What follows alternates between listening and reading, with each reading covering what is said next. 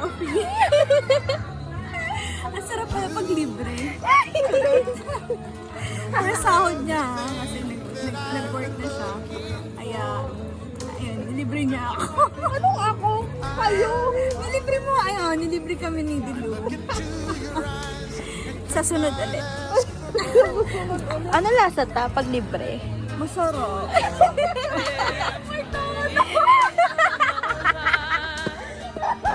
Hindi ko yun alam. Gusto ko matrasin ng matrasin. Masarap po. Nilibre niya ulit ako sa sunod sahod. Saan naman ta? Saan? Ano mo muna mo kung babalik pa ako. Yun na. Babalik pa ba siya ng trabaho? Ayaw niya na yata eh. Yun lang.